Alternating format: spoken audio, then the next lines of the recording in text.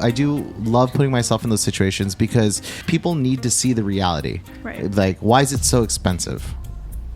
Because we pay our workers. Because but they don't understand these things, and it takes a toll on our mental health. It really does. These are the pressures and stresses that people don't see behind the scenes, right? You're listening to Copper and Heat, the podcast exploring the unspoken rules and traditions of restaurants. I'm Katy Kusina. This episode is the last part in a mini-series we're doing in collaboration with the Southern Smoke Foundation and Visit Houston. And we're addressing an unspoken thing in the restaurant industry that affects everybody in some way: mental health.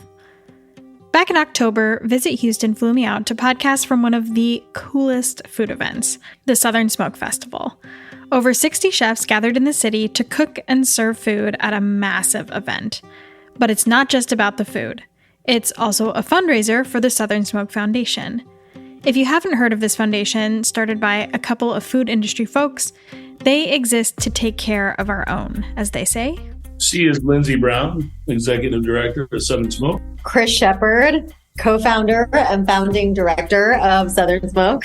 This is Chris and Lindsay. They are the founders of the Southern Smoke Foundation. And the Southern Smoke Foundation has two primary programs: their mental health program and their emergency financial assistance, both of which restaurant and other food workers can apply to for support. So back 2018, after festival, we get a phone call. It was like 3 days after festival. And it was an application that came in, and our executive director at the time called. She's like, "We got to deal with this one." And there was a gentleman that was hit on his motorcycle and had massive brain trauma. And was going through his third brain trauma surgery onto his fourth. But they said, you know what, insurance is done. They're not paying anymore. So you're going to have to get him over to a high-end rehabilitation brain trauma center. Or they told his mom, you're basically going to have to put him into a hospice and watch him pass. And that was her two options. And here's the third thing. You have 2 days to do it. So not being able to sell businesses, not being able to sell her home. You know, she lives in Kentucky. He lives here. She basically spent the entire month in the hospital with him. And then was told that. Nobody knew what to do. There was a volunteer on the floor that was reading the Houston Chronicle that had given a recap of the festival of the prior weekend. So the volunteer helped them put the application in, and it got rushed through. And they wanted to meet. Danny's mom wanted to meet us. So we walked into the emergency or to his room. He was barely awake. Just gave me a thumbs up, and we gave him a check for $100,000. And every year we say, why do we do this?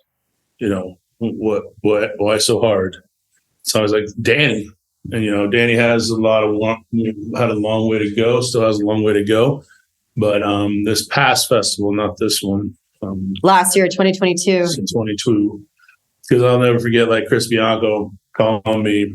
I was like, right after, because we told him, hey, like, this is why you guys did this. This is the money that we're using this money to do this. And he called, he's like, if I need to go over and make some pizzas for him while he's in the hospital, man, I'll do it. And I was like, Chris, I love you so much, but like, I'm going to call on you.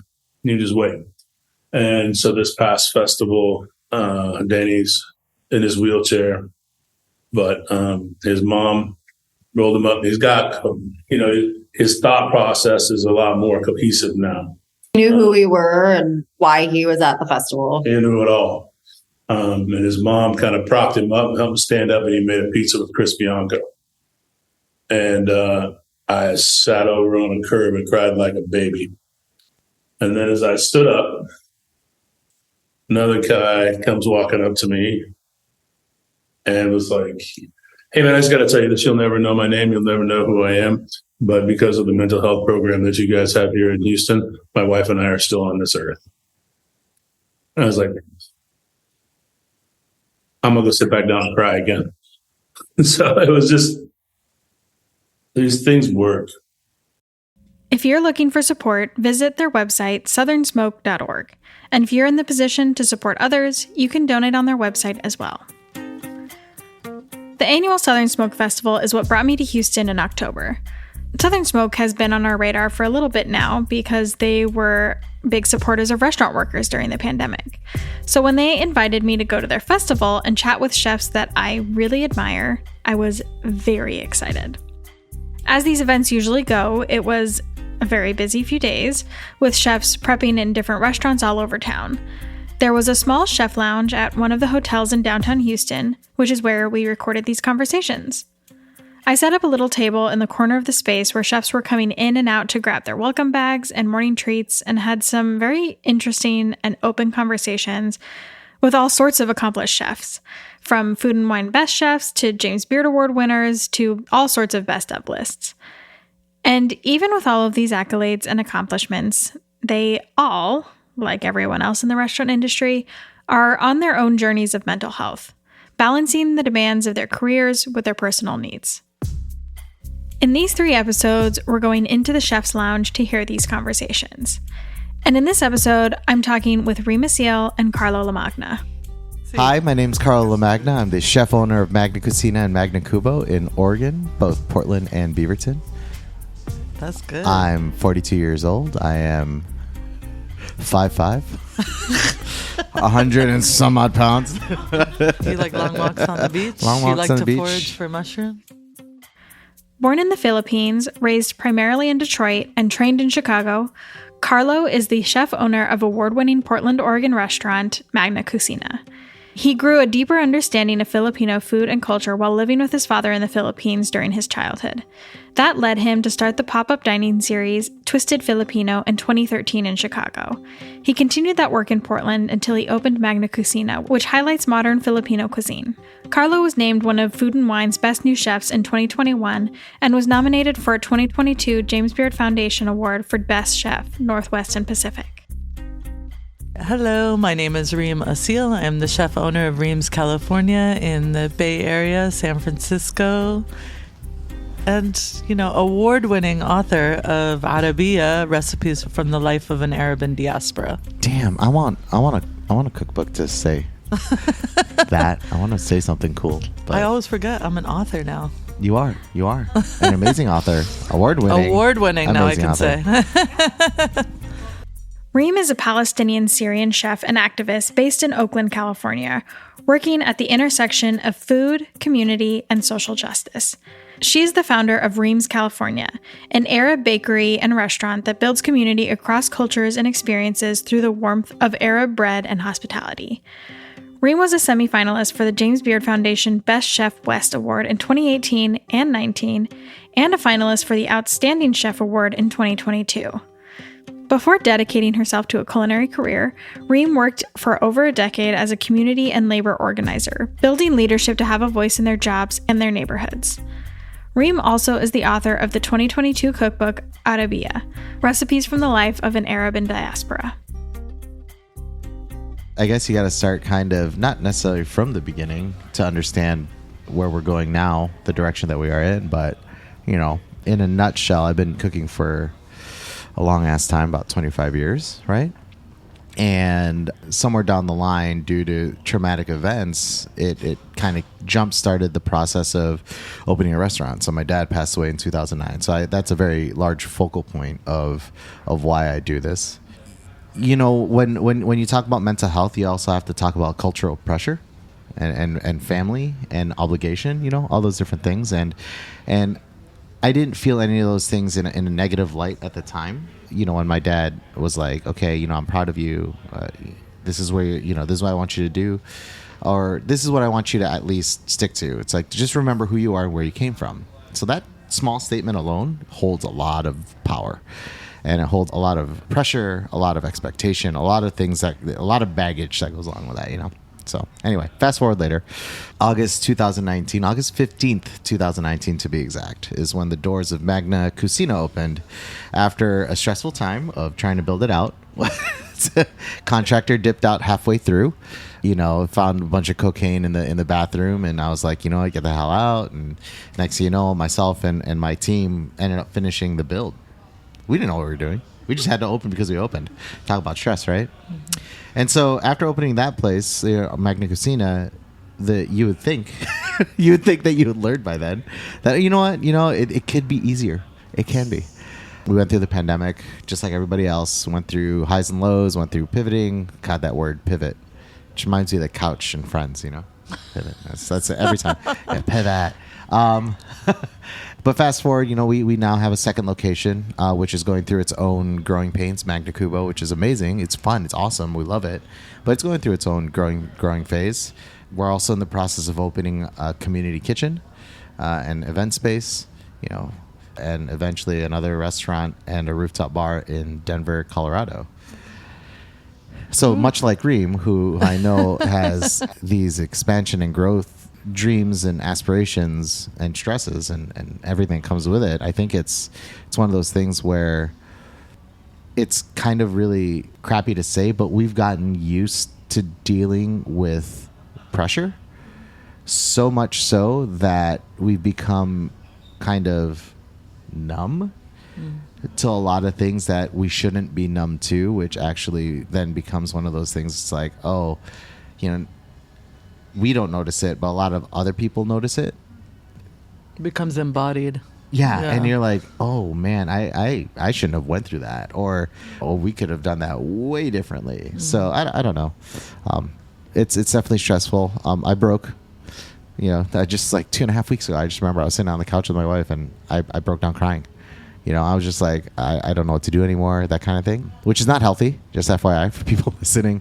You definitely need people, community, and to surround yourself with people that are strong, or at least in a different state of mind, to be able to process all the shit that we go through. It's all of these things that build up inside of us that we become numb to, but are still there. And so when that cup runneth over, we shouldn't get to that point. We should be able to keep kind of sipping at the cup to keep that water from overflowing. We should still be able to take things in and to be able to share that cup with other people so that burden isn't so heavy on you. Yeah, I think just kind of echoing that it is not a secret that we come from immigrant families, and so that's just like a whole other added layer. Especially, I think for me, food was my second career, and my parents were already confused as to what I did before I decided I wanted to quit my job and become a baker. So you can imagine the amount of pressure and confusion they had. Like our families come here because they want us to have a better life than they did. At least from my experience, I think my parents watching me struggle as trying to find my voice, trying to belong in a country that quite frankly didn't feel like I belonged. And then I was like, I'm gonna be a baker. And they're like, oh God, is she gonna be okay? So that's real. And I think I always knew that I wanted to start something like Reem's, but I didn't know the pathway to get there, and worked really hard because that's what we know how to do. And I think for me, no matter what the career is, trying to prove, I can accomplish all these things. I was very goal oriented. In retrospect now, kind of reflecting on this past 13 years since I decided to make that change, was like to prove to my parents that like I'm worthy. And that's a hard thing, it's a hard thing to put your value all in what your accomplishments are, because there's so many variables. And I feel very relatively blessed and privileged that I got some breaks along the way. But that's like a hard thing because it's never going to be enough, right? And when I got the chance to start Reem's, it was a series of pop-ups where I had the fortune again of having an incubator kitchen help me, an incubator program, La Kusina, help me move through that. But we went from one farmer's market operation to 5 in like a year and a half. And I had no idea what I was doing, but I worked really hard. Like that's what we know. I essentially talk about it like learning how to ride a plane while riding it, because I don't have that privilege of like figuring it out and then doing it. And I think it was in 2015 where I decided to like stop all my other jobs because I was hustling. I was like a bartender, I was a pastry chef, I was doing my consulting work from my previous nonprofit life, all while I was trying to run these 5 farmers market operations with little to no help. And taking that leap of faith to like quit all of that was the hardest thing I ever did. And in fact, I tried to quit multiple times had it not been for La Kusina throwing resources my way. Like, I totally understand why people open businesses and close them a year after. Like, I think I would have been one of those stories. I almost imploded at 5. And then we got this beautiful brick and mortar space in 2017, and I faced backlash. Just learned that I was pregnant in the first 3 months of opening it, and like, so life kind of threw these things my way, and I was like, I can't fold, you know, like I gotta figure this out again. That sort of mounting pressure of like, people are counting on me. And then I think it was by the summer of 2017 when Food and Wine named us one of the best restaurants. Then it's like, oh shit, now we're in the national. I never expected these things to happen, and yet when they happen, you feel like they're like a blessing and a curse almost. It's like, gotta keep going. And I knew a baby was on the way, and at the time, you know, Reem's was really still struggling. We were in our first year of business, and I got this opportunity to open this fine dining restaurant, and that point survival becomes kind of the litmus or the thing that you consider when you make your choices. So I made that choice. I literally had a baby, and a month later opened this, 120 seat restaurant, and that became a bigger monster than I anticipated. And the whole thing is beautiful from the outside, but it's a nightmare on the inside. You know, it's like, how do you uphold all these things? And it's so beautiful, and you're representing the culture. But yeah, just like that mounting pressure. And so I think leading up to the pandemic, I felt this pressure because everybody tells you have to just keep growing or you're not going to survive as a business. And I really drank that Kool-Aid a little bit. I don't know if it may be the truth, and if it is the truth, so God help us.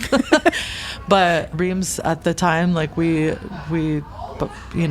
pushed into catering as kind of our mode of survival because we didn't have enough foot traffic in the neighborhood that we're in. So I yet again opened another restaurant, right literally 3 days before the shutdown. And so again, kind of another variable in the mix. And so each thing that was presented my way, I feel like I answered it the best way that I knew. But I do think that some of the motivators is like, at least I didn't feel like I had the privilege of failing. Like I couldn't fail. Like it's not a choice. And somebody asked me this as, Reem's, we're going through kind of our growing pains. I actually scaled down the business for the first time, and that was really scary for me. But somebody asked me, what am I scared of? And I had to really come into reckoning with that. Because I've failed. I mean, I've walked away from partnership. Things haven't worked out. Yeah, but what is that mounting pressure that we feel? And I think for a lot of us, we're like caretakers, and we've gotten people involved in this journey, and it's really hard to admit defeat and that we're struggling internally when all of this is happening. I think a big part of that too is, Kai, you just said it. It's failure is not an option, right? When did that become an all-encompassing, all-powerful statement that holds us? That's actually a real question. When did failure is not an option? I mean, failure is always an option. Failure is always there. But failure I feel like means it's different things, too. how do we turn that around and embrace the fact that failure is always there? Failure is an option. How do we be like, okay, I'm gonna deal with this.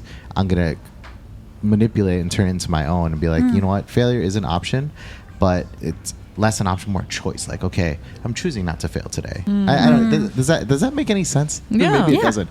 I just thinking about failure not as an absolute. Yes. It's like because it's scary. Failure's not an option. It puts more pressure, maybe unnecessarily, so on us as owners that are growing. Like, we have people that are dependent on us, yes, but it's like when somebody quits.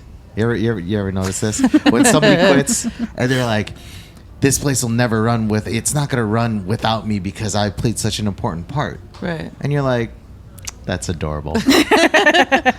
you can, keep going, and then you'll see that this will be fine. Yeah. Right? Yeah. So it's like, it was a choice. The failure to continue on this journey, it's not a bad thing. It's just we grow and we turn to other things. And to me, failure, I look at it as like this kind of an advantage, a learning moments, trying to turn that negative connotation of like failure is not an option.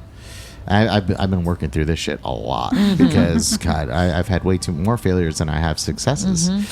And trying to start turning that into a much more positive spin, both for my own mental safety, Yeah. knowing that pressure isn't, we already have a lot of pressure. There's a lot of shit on us already, on our shoulders. And you feel that. If I could just take one thing and just be like, you know what, a little less pressure. Because you're going to receive it unnecessarily so. But this is the one thing that you can control. Be like, okay, how am I going to grow from this? I don't know. I think it's like on the flip side, like I'm used to failing. The burden to accomplish, at least for me, I do think that comes from like generational trauma. Where like, if we accomplish these things for the people, and I think that's what attracts people to this industry is we can have purpose, we can take care of people, and if we can do that, then we'll be loved, right? Like I think that's something that I'm realizing. It's like, and if I don't do that, then everybody will forget about me. I think that like, just to answer the question of like, what is it that I'm running away from? It is, and this industry breeds that. It's like you'll be forgotten if you don't stay relevant. If you don't do that next big thing, they're gonna forget about you. And like, we do this because like it actually gratifies us to take care of people. It's like the way we show our love and the way that we feel the love. And it's hard because then you're always looking externally for that love, right? Yeah, because we can always turn failures into learning moments and lessons, but if we're forgotten or if we can't fulfill our purpose, oh shit, then what is this for? And I think I have these existential crises, which are not healthy because it's not that deep, right? Like businesses are opening and shutting down every day, but like for us, we're carriers of culture. We're carriers. And it's like for you can't even reconcile that. I mean, like a lot of us, it's like, I'm trying to do what the ancestors told me, but like the ancestors are not here to tell me if I'm misinterpreting that. So I'm like relying on these inner voices in my head and the stories that I'm, like this burden that is just so deeply embodied. And I think that there are things that perpetuate that make it feel like it's not okay to be like, you know what? This doesn't serve me. Like, I don't want to take care of people today. I need to take care of myself. And it's like, I don't know. I feel like that is not what we're taught. That is not the messaging that we get. So it's really easy to fall into that abyss of like, we have to keep going. I have to be stoic for my people. I have, I have to keep fulfilling whatever this purpose that I've given myself. Yeah. Well, and you both have obviously grown a lot, but also had a lot of, from outside, it looks like you've had a lot of success. Like you both have got really recognized. You've had a lot of really great media attention, awards, and you're still feeling all of this pressure to grow and continue to put on this face, and a lot of pressure from within the community, outside the communities, different things like that. So kind of to flip the question that you asked is what does success look like for you as you're trying to figure this out for yourself and not go insane? I think someone asked me almost that same thing. It's kind of in a very roundabout way. Why do you do it? Why do we do it? What's the end game? What's the end goal? For yourself personally, too. Personally, going back to those things, I think about my kids. Not everybody has kids, and that's fine. But when you do have kids, there's a little bit of a switch that goes on. It's like, it's no longer just me. Even if you just had a partner, it's no longer just me. There's somebody that's going to be carrying on. It's like if you're the daughter of a serial killer, right? Let's do a serial killer podcast. You guys didn't know this, huh? Right? No, but the legacy that is put on that individual sucks. Right? It hardcore sucks. Because now you're forever known as the daughter or the son of a serial killer, right? It's shitty. And that's going to take generations for that to you look at history buffs, they're like, oh my god, that's the great grandson of so Jesse James, this side or the other, and it's generational. Yeah. And then at some point it turns into this weird form of fame, right? I trust me, I'm not seeking fame. That's the last thing I ever seek. But one of the main goals outside of the whole professional part, just making sure that I have a good place in the afterlife somewhere, good karma, is that what's the legacy that I'm leaving for my children? I always tell people, when I die and you come to the funeral, what's the story that we're going to share? Is it going to be us making noodles in a little hut over a flat top serving 100 people when we first met? Or is it going to be like a hapstance meeting between friends? What's that story that's going to hold? Because that's the story that my kids are going to hear. And that's the legacy I'm going to leave them. It's a legacy building thing, right? Empires crumble. Physical manifestations of what we do, such as restaurants and the food and everything that we do, they don't last forever. But what lasts forever is the stories that people tell. Like whether it's with the food, like I'm serving one of our dishes at Southern Smoke. It's gonna be the crab fat noodles. And we were just talking about it, and you just did a thing. They're so good. But that's the thing. It's like I remember the first time I ate it. I remember the story that's associated with it also now becomes your story because you have a story to, and these little stories, as small as they are very impactful on myself because I'm hitting my professional goals, which was to connect emotionally with people through the food that I serve. If you can feel the emotion and the story behind what I'm putting behind it, then I'm winning. And I've won many times over. I've failed many times over and have gotten, I was screaming in the bathroom about these silly 1-star reviews, which shouldn't matter to me, but it does because it's so deeply personal. Now, later on when I die, because it's going to happen, my kids are going to then carry on this legacy, whether they cook or not. But they're like, oh, Papa was a chef. My littlest they're one. They're gonna call you Papa. Yeah, they call me Papa. 50. I hope so. They better. And these 3 kids are different personalities. But what I want them to remember is not only the hardships of me not being there sometimes, but also the good that I did in the world for them to see. When my kids serve you the food, when they like, Papa, can I go serve this food? I was like, yeah, absolutely, man. Go for it. Go run. Go be cute. Get that tip. Them running around the restaurant is the cutest thing ever. Yeah, but I've always dreamed of a restaurant where my kids could feel comfortable. Yeah. Where they can come in and feel like a sense of pride and ownership. And we do that. They love the shirts, they love the swag. My dad owns. They're a little braggart a little bit, rightfully so, I guess. But they painted walls. They they put stuff together for me. Yeah. So. Yeah, that's. I mean, I do think about my kid a lot. It's changed. Like my idea of success has it's evolved. It ebbs and flows. I think that I'm a visionary at heart, so I dream big, and then I think as life has kind of dealt its hands, it's like you can't do everything, right? Like you can't be Superwoman, and nor should you have that burden. And I'm starting to let go and be like, okay, what can success look like if I can't get all of it? Like, what are the most important things? Because for me, I was like, I want to be like the steward of my culture, especially for Palestinians. Like we're literally being erased off the face of this earth, right? So what's my contribution to my people, right? And that's the consciousness raising of people around our foodways here in the States, in the belly of the beast. That is something I control. And it's healing for me because at least I can stand in my dignity and fight this. If we're talking about mental health, the psyche of the emotional turmoil that Palestinians go through every day to just exist is a real thing. Yeah. So food becomes a healing thing, and that's selfish maybe, but because I'm doing that own healing for myself, the byproduct of that is healing for all the other people who Yeah. are watching and feel visibilized as a result of that. Right. That alone is a huge undertaking. Then I'm I want to be like a sanctuary space for my community. You know, I'm a community builder, and like that is another healing source, right? So the restaurant becomes a manifestation of that, and that's why I have the restaurant. You know, it's not to prove that I'm like the most amazing baker or cook, although our food is delicious. It's like soul satisfying, right? Yeah. Like I want to be a place for, so that becomes kind of a secondary goal, and I feel like Reem's has accomplished that, and I feel very successful and thankful that we really took a community approach to do that.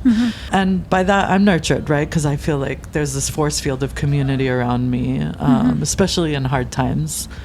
We want to provide good jobs and pathways.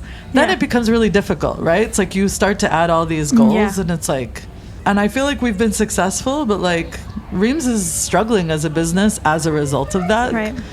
You know, I'm grappling with that. Like, what does it mean to be in the midst of an industry that is unkind in the most expensive city in the world, in the country, rather? And like San Francisco, it's really hard to run a business with all these values. And so, yeah, if you look at the numbers, you may say that we're not successful. But if you look at what we've built along the way, the community that we've built, the people I've impacted by telling my story as a Palestinian, then I consider that successful. And I think absolutely having a kid really changed that for me. Like that, you know, my child is actually half Filipino, half Palestinian, Palipino, as we call them. Like to know that he comes from a legacy of struggle, and that like his mom is talking about, you know, like for him to ask me questions about that, that's successful to me. Like for him, he's like, Mama. Like we had a buyout the other day, and he helped me set the tables. You know, he's learning hospitality from a very young age. Hopefully his generation is more feminist, more hospitable, more centering humanity than the generations before that have experienced the trauma that we've experienced. You know, like that's what I'm trying to create as a model for him to see his mom. Even though I'm working, I'm traveling, I'm doing all these things, that I'm creating a better world than the one he came into. And he sees that. He's like, are we done with the students now? Because I'm like talking to the people.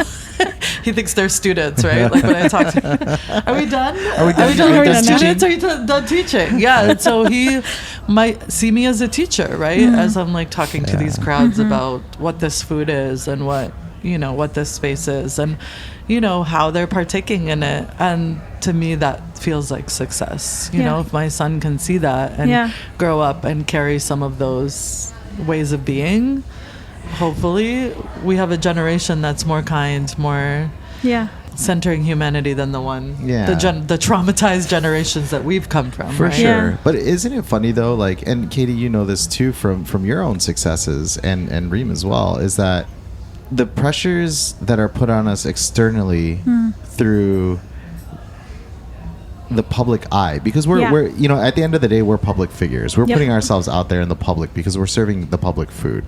And then the successes that they see or what they perceive, they're like, oh, you're killing the game.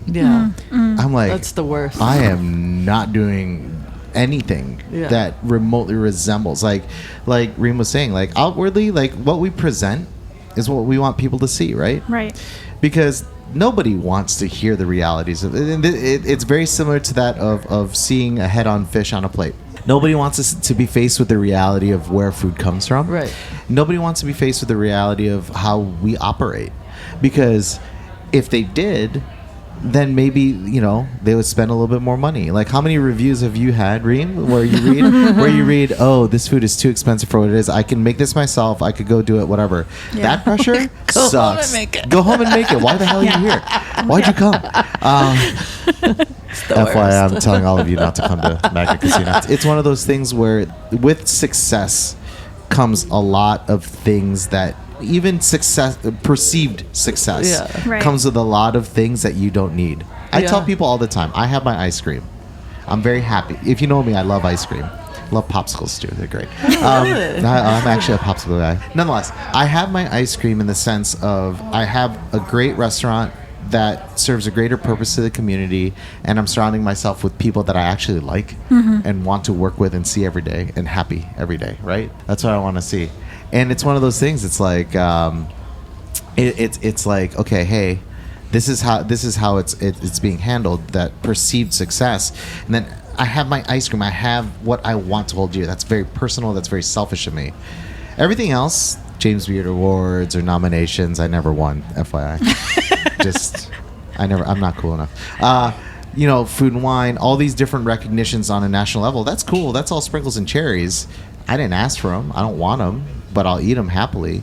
It's like I'll accept them. But then again, it's like, that's just, you don't want to lose sight of of your ice cream flavor. Does that make sense? Yeah. I don't want to lose sight of my my cookies and cream, or my mint chocolate chip, depending on what I'm feeling. Chocolate chip, yes. But you put a bunch of stuff on there, and next thing you know, you're like, it's too much. It's too much. Yeah. And then that cone falls, didisintegrates. Your ice cream, Like your ice cream falls on the. That? It makes you sad. You're like, oh, my ice cream fell on the sidewalk. No, but it's things like you that. You could tell we're parents. Yeah, right. In that vein is that I think that there's different types of success.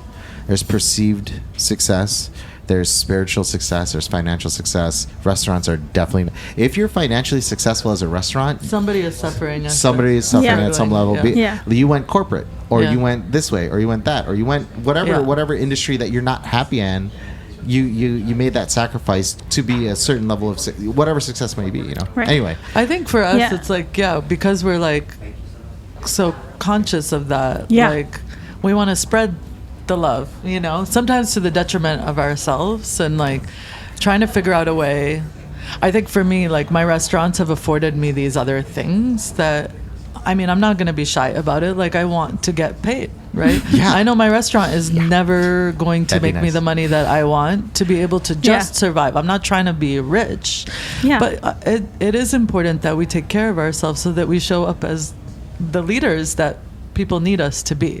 Yeah. I literally, the name of my restaurant has my name on it, Yeah. right? So it's Yeah. like, if I'm depleted, Yeah. the business is going to suffer, right? And that took me a long time to figure out, because I always thought that that's like such a privileged thing to say. That's like so American.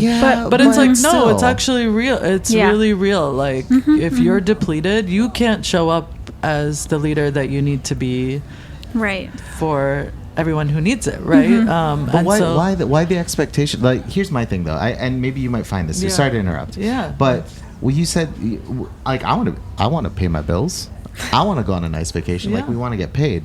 Why is it that the further up you climb on this cultural ladder with the pressures and the mental, in your mental capacity, that they start thinking is like, oh, you should be doing this for free? I'm like, well, wait, your own community is like. You should be donating your time. You should be doing this. I'm like, okay. Yeah, it just shows how they value you. It's extractive, right? I'm just like, Yeah. Yeah. Yeah. No, but I think to the point that I was sharing, like, we already have internal generational trauma pressures, especially if we have that like mounting on us. Then you have like the external basically validating that. They're like, yes, you should be doing all of these things. Right, Like, it's noble to do that.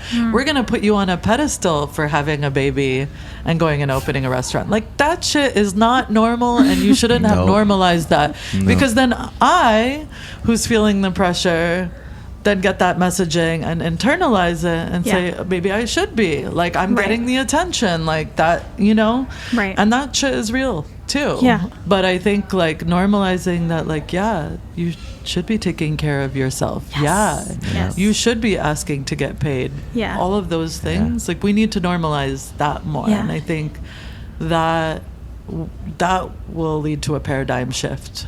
Yeah. I think. I hope. Yeah. But right now it's just kind of an upward battle, because then we get either ostracized, right? I've been not invited back to conferences just because I asked for some payment. Yep. So it's like, you risk that. You risk like not being quote unquote relevant. Right. You risk a little paycheck. Yeah. If you ask for more. There's all the things, right? And then when you say no, they kind of scoff at you. They're just like, Yeah. they make you and feel you risk bad, your and you ego start being questioning. hurt. Yeah. You know, Yeah. like then you gaslight yourself. You're like, Yeah. should I have done that? You know, right? yeah, and that sucks too. Yeah. Yeah. And that's why I asked the question about like how do you define success? Because both of you said your kids and the legacy Yeah. and like passing that on, and you both have also talked about generational and like Yeah. community Wealth. validation and wealth. And I think you have also both said like, I don't know if I'm being selfish and like thinking about taking care of yourself, and I just want to be a woman of the people. Yeah, but I don't want to be seen yeah. as a sellout, right? So then it's like sexy to like be on the front lines, but it's like, no, that's not serving me. That's not serving Right. anyone around Yeah. me. Well, and it's And like then if you're you breaking make that, it, then you're a sellout. So Right. then it's like we're in this weird place where it's like, how does your joy not come at the expense of other Yeah. people, right? Like, Right. and that's a thing that I, at least personally for hard. myself. I Yeah. mean, for me, it was kind of like we were talking about. I never set out to be, and I don't know if you did, but I never set out to be like this. I never set out to be like a community, because I wasn't in community. I was just a cook. Like I cooked for 25 years, right? And I just wanted to cook. I was selfish. I wanted to cook my food because I was hungry and I missed my flavor. So I did that. Yeah. And by default, you kind of attract. It's funny. I have these two pictures.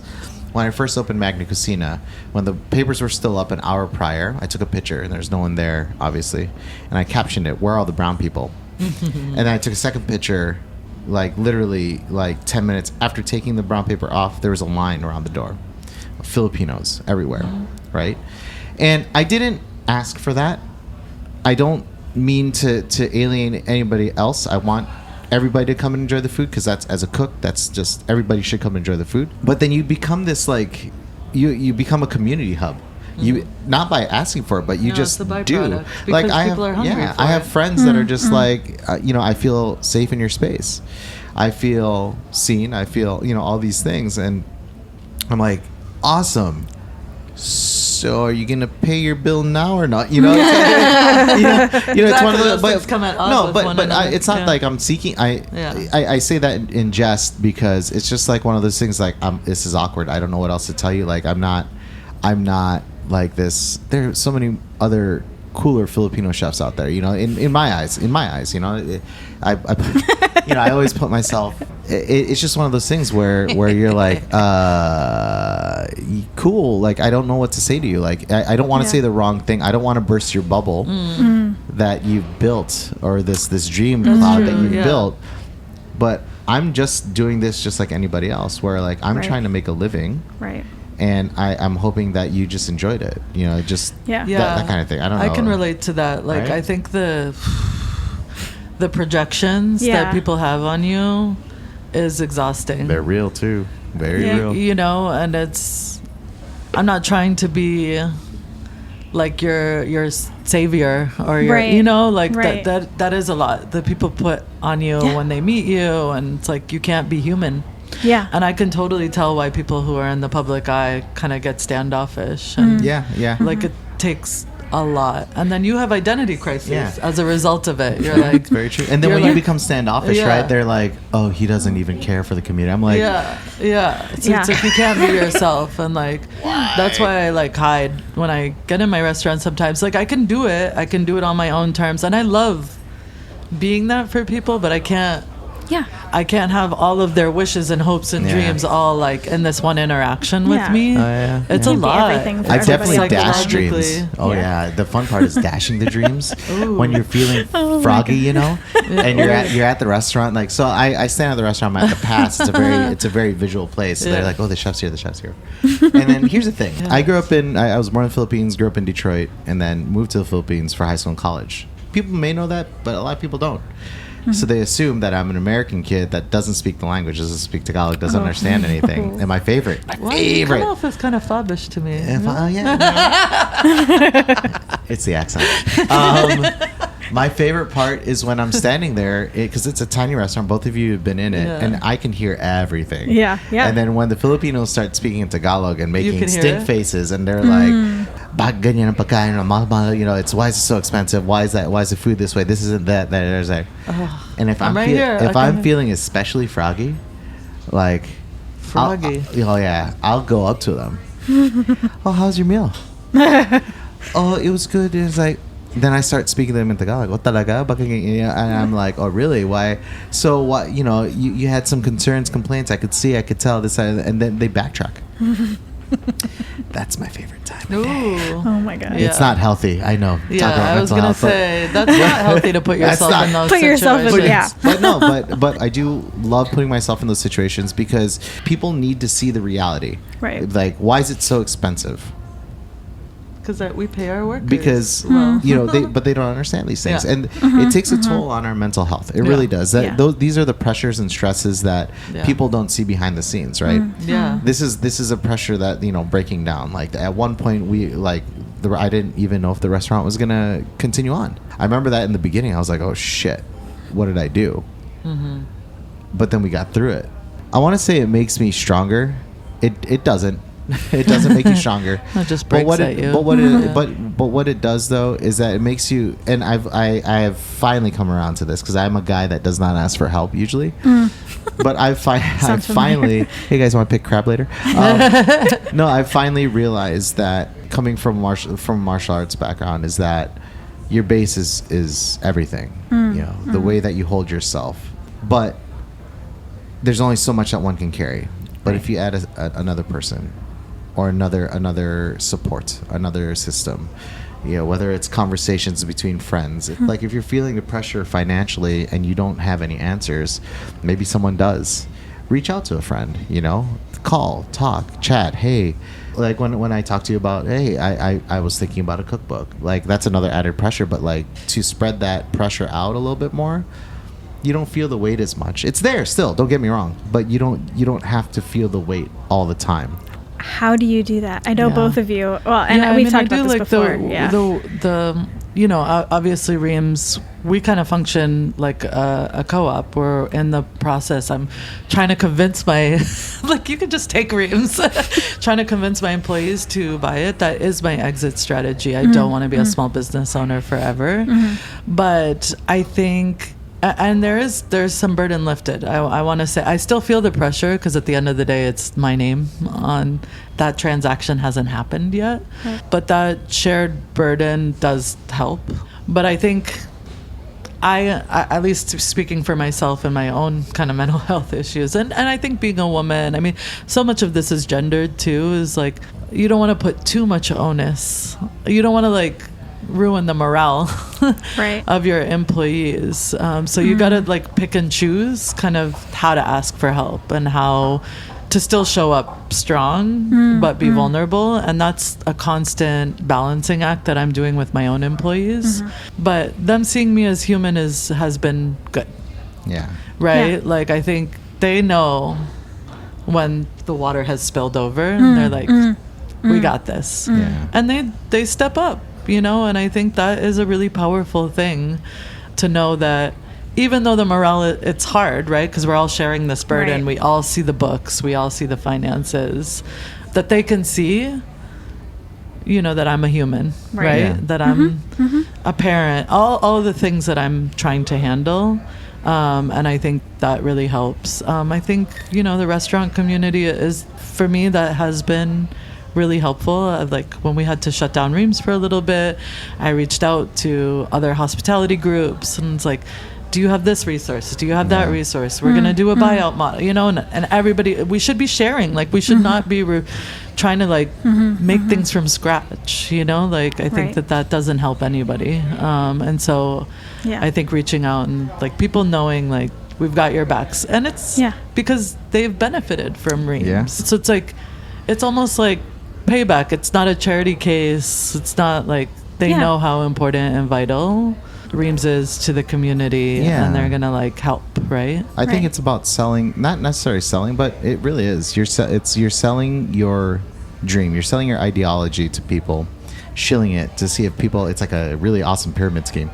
Hey, buy this, and you're gonna no. It's like you're trying to share your vision, right? I knew I had an idea.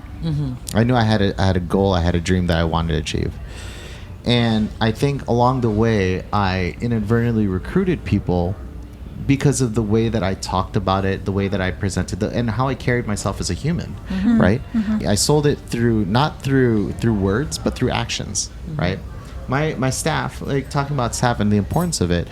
There's a lot of stuff going around right now where you see, or like, oh, the restaurant isn't a family, isn't it? It's like, I actually call bullshit on that. Like, I spend a lot of time with the people that are in those restaurants.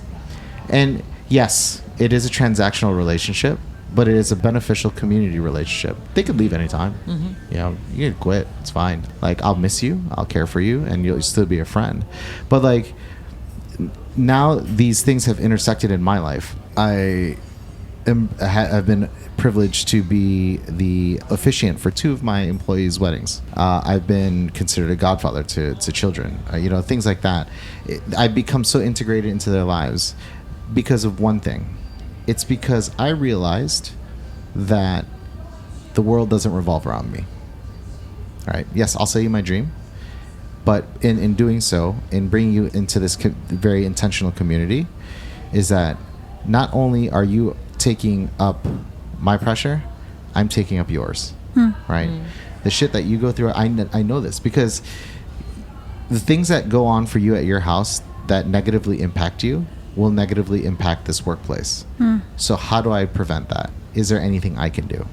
I'm not saying I'm the answer, but I'm saying that I'm here to help because you're here to help me.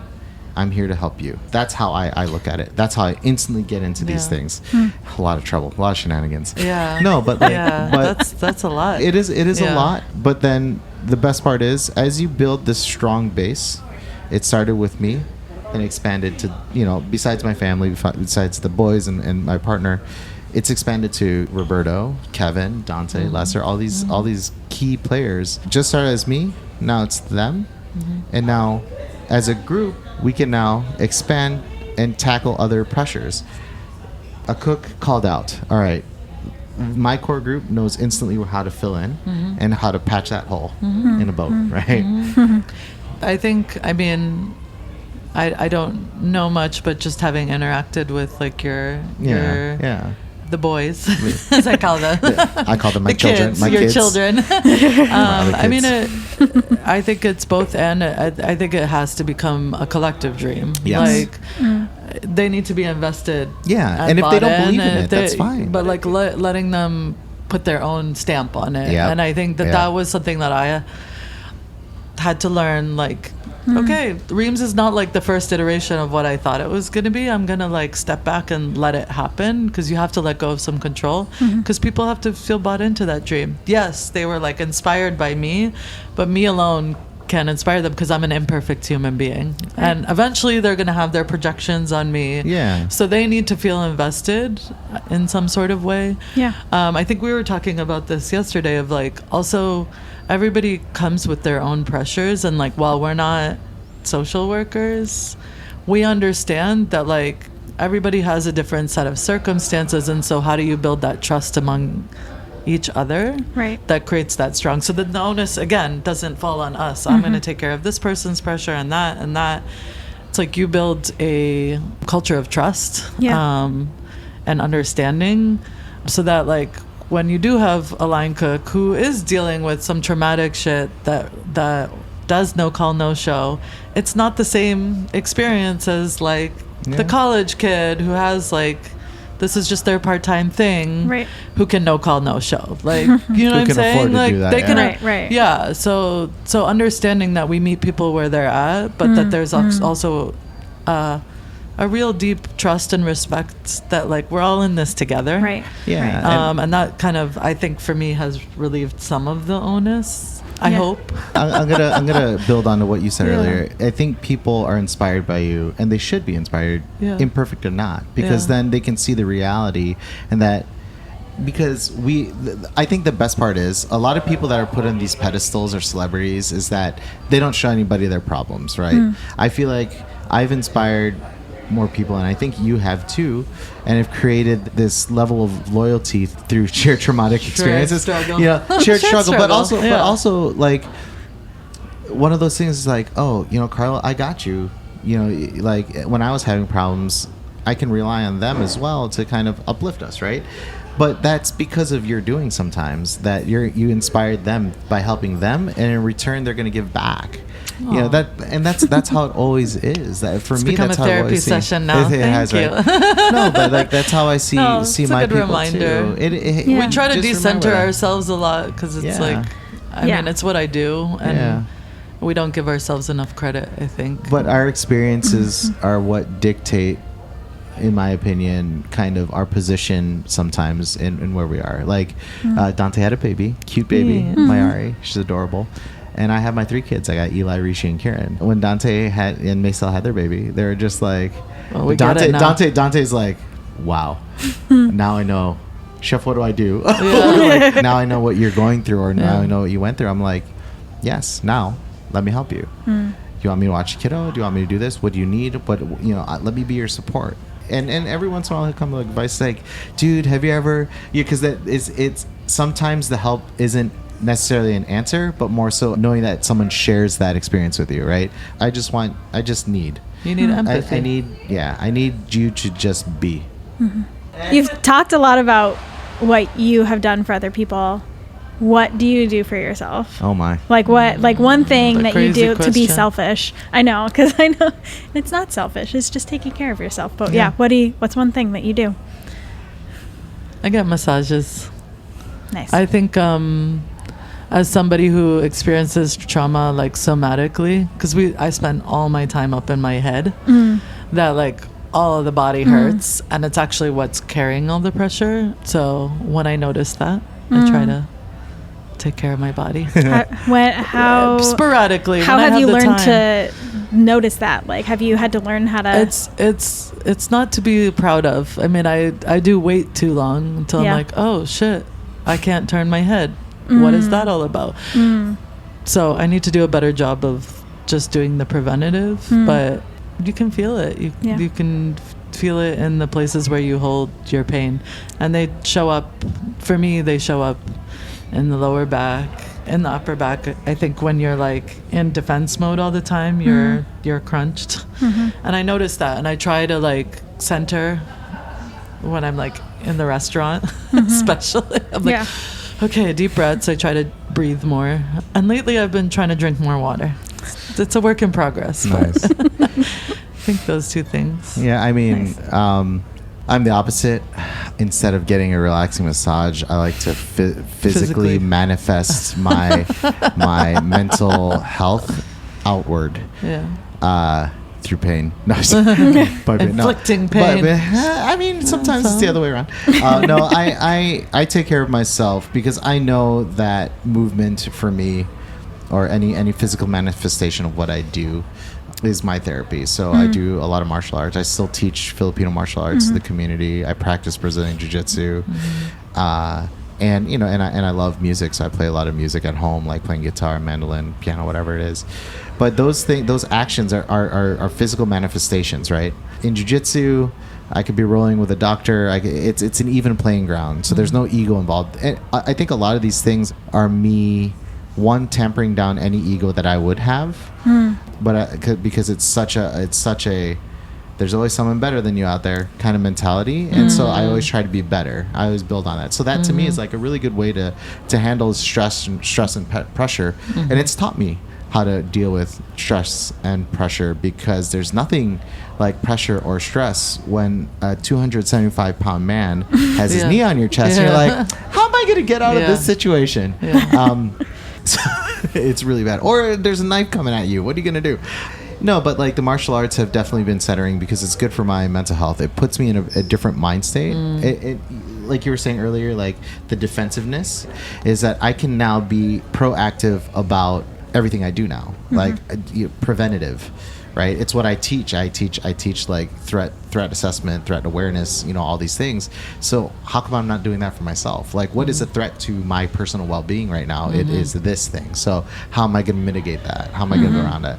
And then the music is just calming. Like, to me, music, putting together notes to make a melody, to put together a song. I'm not the greatest singer in the world. Oh, it's amazing. But I love we playing all the benefit guitar. from Can't wait for the Carlo's karaoke practice. Karaoke later tonight. I would also say, like, I see a therapist weekly, and I I feel like that's the best investment that I've made in myself over the last 3 years. It's helped me make some really hard decisions in my life. Everybody, like, if you can find a way to get it, like, I am a preacher of psychotherapy. Like, find a therapist, because that's you time, right? Like, it doesn't matter. You're not solving all your, like, problems in one session, but it's that act of focusing inward is a really good practice with someone helping you facilitate that. So. Yeah, 100%.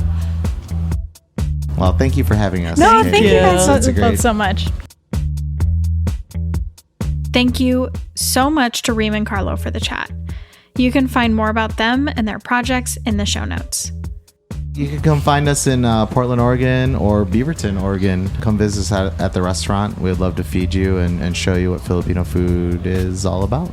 Cool. You can find us in our bakery in San Francisco in the Mission District, or come visit us at the Ferry Building. Excellent. You can follow my shenanigans on the interwebs, on Instagram mostly, reem.assil. A huge thank you to Visit Houston for sponsoring my trip out to Houston, and to the Southern Smoke Foundation for such an incredible time. To learn more and apply for their emergency assistance or mental health programs, check out the links in the show notes. This episode was produced by me, Katy Osuna. It was co-produced and edited by Rachel Palmer. Sound engineering and scoring was by Ricardo Osuna. Thanks for listening.